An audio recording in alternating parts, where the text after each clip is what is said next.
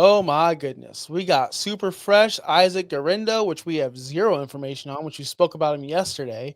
He was probably our number one waiver wire pickup now that CMC and Jordan Mason are gone. They are playing Chicago. We just talked about this matchup a little bit. Or Nick Chubb at Pittsburgh, who's been kind of underwhelming since his return.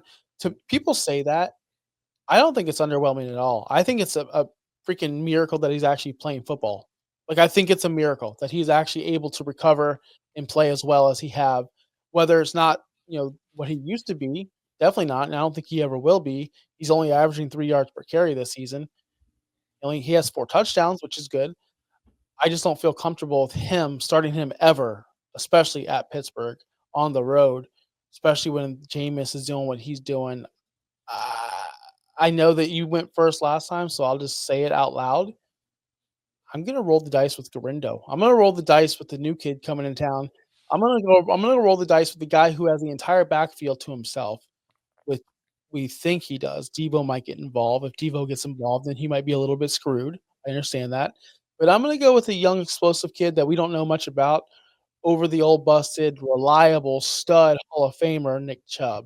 Nick Chubb put up double-digit points in the past 2 weeks. It's respectable. He's also scored 3 touchdowns in the past 3 weeks.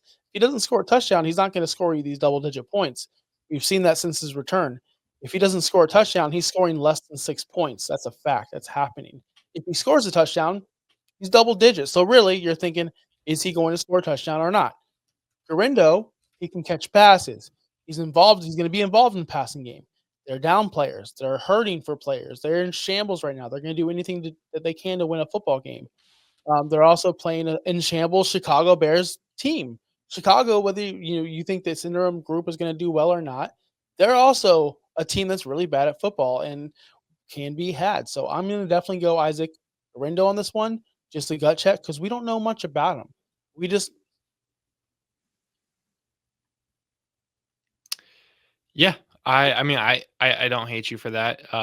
We definitely did just talk about Guerendo a lot, literally yesterday. Um, there is another running back in San Francisco. It's Israel Abinakanda from the New York Jets. the Jets, did they just trade for him? How did this happen? He claimed him. They claimed him. So Okay. he was a waiver. He just got signed. 22-year-old, so even younger. Um, but that doesn't mean he's going to take considerable snaps. I would assume. I assume that's just for fresh legs. I don't hate that. Hate the pick of taking Guerendo. 8.6 points last week. He did get a touchdown. He's got 2 touchdowns on the season. He has the ability to make explosive plays. We want to talk about Nick Chubb. He did score 19 points 2 weeks ago against the Pittsburgh Steelers. He scored 12 point. That was on 20 rushes, 2 touchdowns, of course.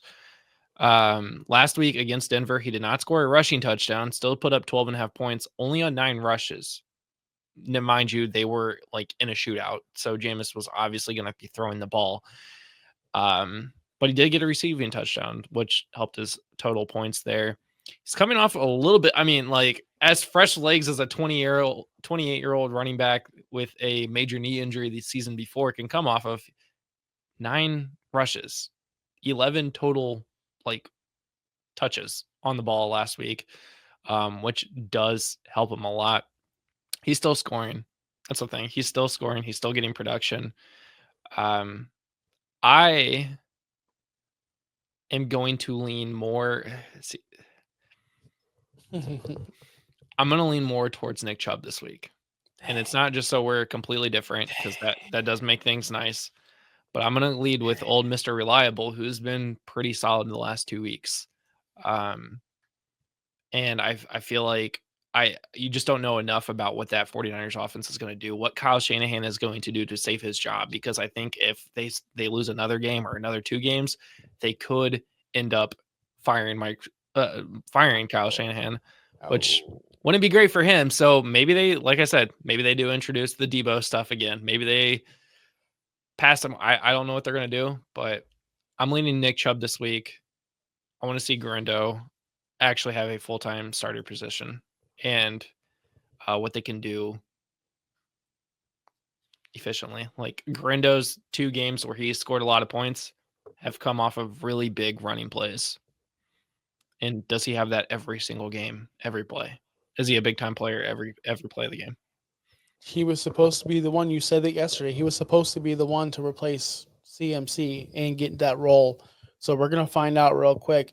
I'm just gonna go for the upside over the downside of Yep. 3.0 yards per carry and I 40 yards a game totally get it. Cannot blame you one bit for at that. Pittsburgh in I nasty actually I weather. actually not even thinking about this. I actually have this as a matchup this week for me in my flex position is Guerendo or Nick Chubb. I Of just course, immediately you know, thought about that. so shocking that you use this platform to better your To own be fair fantasy. to be fair, I got Guerendo this morning, and I picked these last night. So, So shocking. The Bears do give up 21. It is a note. The Bears do give up 21.3 fantasy points to the running back position.